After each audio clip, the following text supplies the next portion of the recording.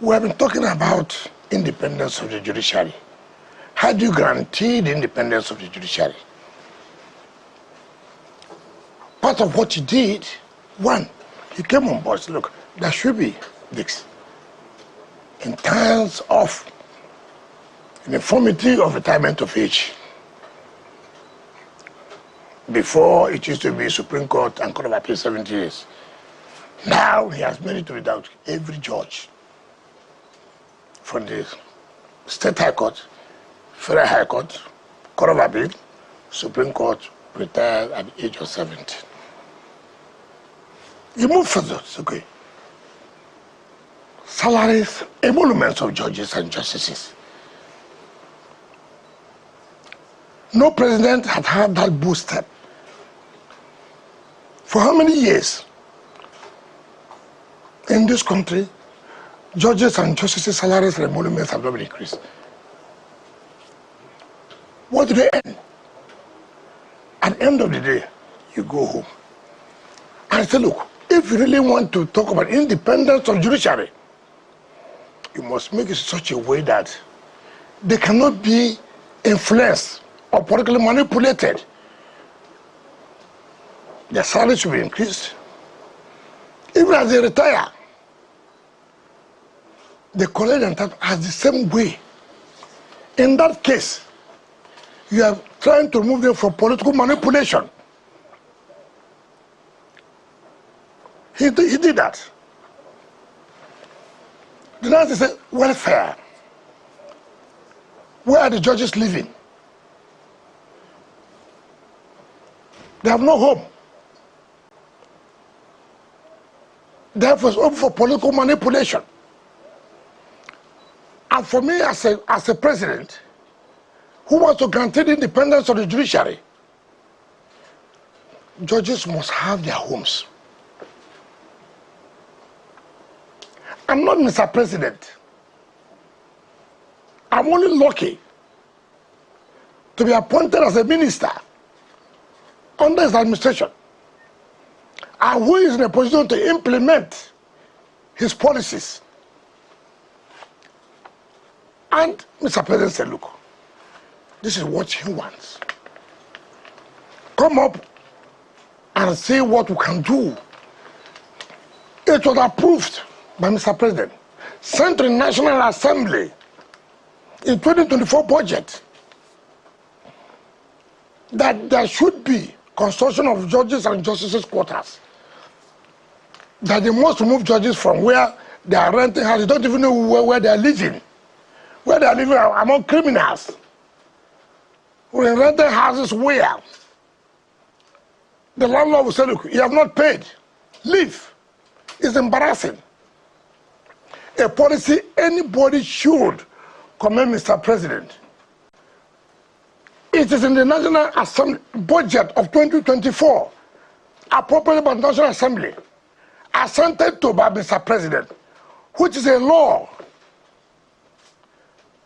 What is the problem? I'm only the implementer. Go and implement this. Federal Executive Council of Nigeria approved it, the contract and everything.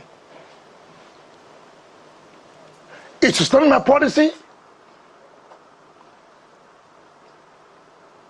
How would you now want to kill me? That I'm implementing what the federal government approved. I mean, I've never seen a country like this. But let me also explain. Assuming though not conceded, it was my policy. It was my idea. Assuming though not conceding. What is wrong with that? I was a governor of Rivers State. For the first time, no governor in the state ever thought of that idea. To say, look, we must have what we call owner occupier. Let the judges have where they can say, today I'm retiring, I have a home. You cannot influence me. Home is very, very important. I did not only do that for judges, also for Rivers State judges and justices. are not serving in Rivers State, but also serving at the federal government level, be it in the Supreme Court, be it in the Court of Appeal, be it in the Industrial Court, and Federal High Court.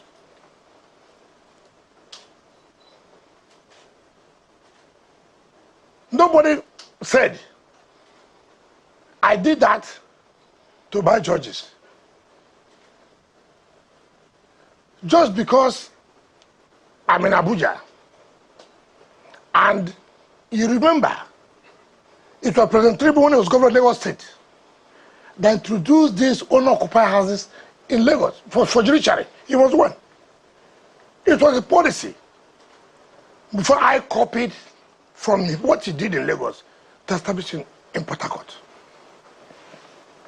But again, all those houses I built for judges, how do I own them now? How do I own the judges now?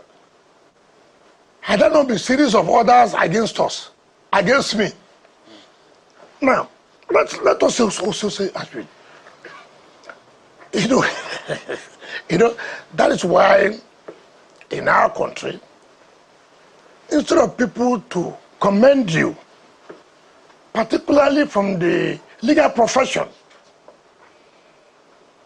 to commend you that, look, for the first time we are seeing a government who now talks about the independence of the judiciary. How would they attain their independence? You allow people who have no job, who are professors online. I never knew there are professors online. This is my first time that a professor are appointed online, without university. And when they talk, Nigerians listen and say that, oh, there's also a professor that spoke. Who is this professor? Which university? How was he appointed? How was he made a professor? So it's unfortunate. So I want to say clearly, the idea is not mine. It has nothing to do with me. I'm not the president of Nigeria. It's the Federal Executive Council, presided over by Mr. President, deputed by Mr. Vice President, and approved. All right. And I have to implement what Mr. President policies are.